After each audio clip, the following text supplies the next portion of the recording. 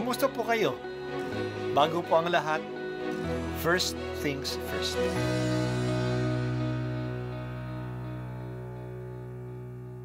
Good morning po. Sinisimulan po natin ngayon ang first things first.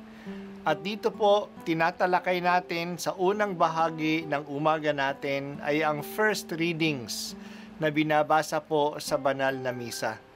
Ito pong tinatalakay natin kasi madalas po kasi marami na tayong alam tungkol sa gospel readings. Pero konti po ang nagsasalita sa first readings. Pero ang first readings, bahagi din po yan ng Biblia, ng banal na kasulatan.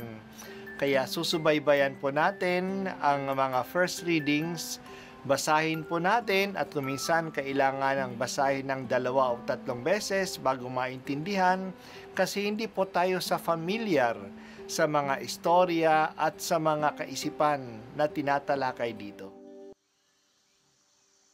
Ang pagbasa mula sa aklat ni Ruth. Si Elimelech ang nasirang asawa ni Noemi ay may isang kamag-anak na ang pangalay Booz. Mayaman ito at makapangyarihan. Isang araw, sinabi ni Ruth kay Noemi, "Pupunta po ako sa bukid at mamumulot ng mga uhay na naiiwan ng mga gumagapas. Doon ako sa may likuran ng sinumang papayag."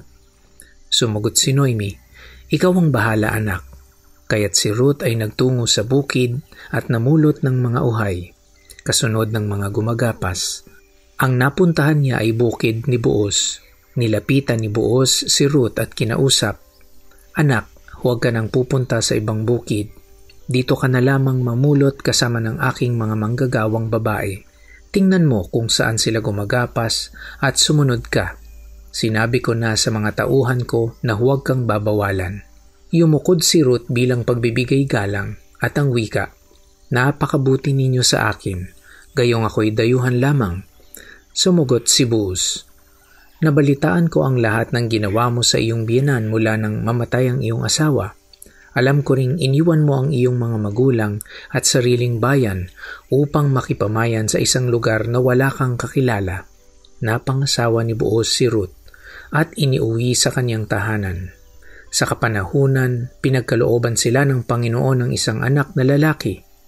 Si Noemi ay binati ng kababaihan. "Purihin ang Panginoon, binigyan kanya sa araw na ito ng isang apo, nakakalinga sa iyo. Maging tanyag nawa sa Israel ang bata. Maghatid nawa siya ng kaaliwan sa puso mo at maging gabay sa iyong katandaan. Ang mapagmahal mong manugang na nagsilang sa bata ay higit kaysa 7 anak na lalaki." Kinuha ni Noemi ang bata, magiliw na kinalong at inalaga ang mabuti. Siya'y tinawag nilang Obed.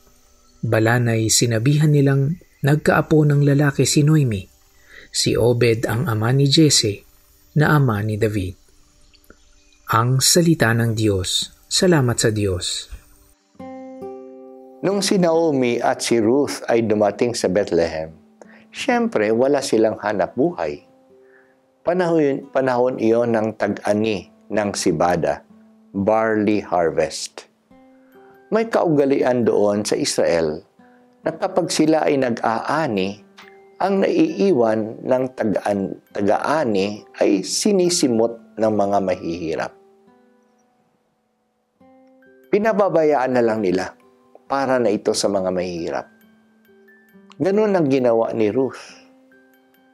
Napuntahan niya ang bukid ni Booz, na isang kamag-anak, malayong kamag-anak ni Elimelech, ang nasirang asawa ni Naomi. Napansin ni Booz si Ruth. Dahil sa maliit lamang ang Bethlehem, nakaabot sa kanya ang balita tungkol kay Ruth na iniwan niya ang kanyang lahi at ang kanyang pamilya upang samahan ang biyanan niyang matanda sa pook na wala siyang kakilala.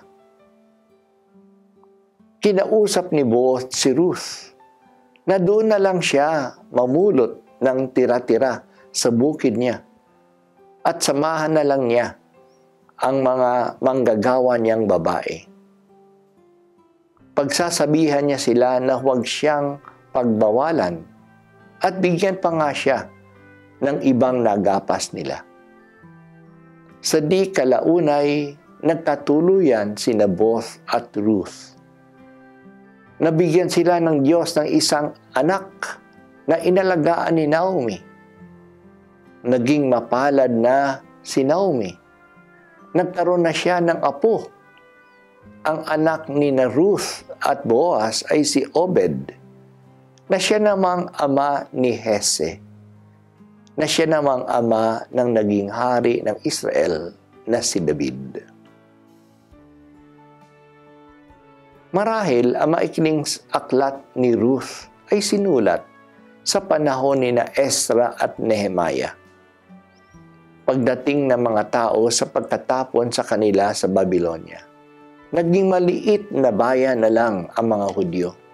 Natatakot sila na mawala ang kanilang lahi kung makipagsalamuha sila sa mga dayuhan. Kaya iniutos ng eskribang si Ezra at ng gobernador na si Nehemiah na dapat silang mag-asawa lamang sa kapwa Hudyo at hiwalayan nila ang mga asawa nilang dayuhan, mga hindi Hudyo. Naging malupit sila sa mga hindi nila kalahi.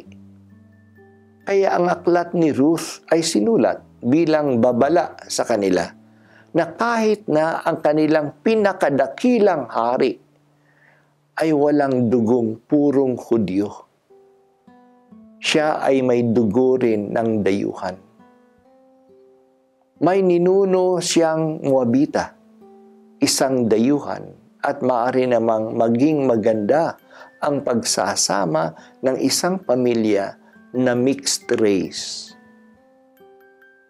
Angkop din ang aklat na ito sa ating panahon ngayon, na nandyan ang panganib ng tinatawag na ethnocentricity, na nakasentro lang sa isang ethnic group na hinihiwalay ang sarili sa ibang lahi. Sa panahon ng migration, marami ay natatakot sa mga dayuhan. Nakikita nila na ang mga dayuhan ay banta sa kanilang lahi. Kaya inaayawan ang mga Latino, ang mga itim, ang mga Asian sa USA. Inaayawan ang mga Africans, mga Syrians, mga Afghan sa Europa. Inaayawan ng mga Muslim na ang mga Muslim na Rohingyas sa ibang bansa ng Asia. Bumabalik ang racism. Huwag tayong matakot sa mga dayuhan. Mga tao din sila. At maaring magsama ang pamala at maaring magsama ng may pagmamahalan ang magkaibang lahi at magkaibang relihiyon. O Diyos, tulungan mo kaming iwaksi ang masamang pagtingin sa hindi kapareho namin. Sana po mas bigyan ng pagpapahalaga ang aming pagkatao, paging kapwa-tao, at hindi ang pagkakaiba ng kulay ng aming balat, ng aming lingwahe o ng paraan ng aming pagdarasal. Kaming lahat ay magkakapatid sa iisang Ama. Kaya nga may sinasabi, Siamo fratelli tutti. We are all brothers and sisters. Ito po ang unang pagbasa at ako po ay si Bishop Broderick Pabilio dito sa First Things First.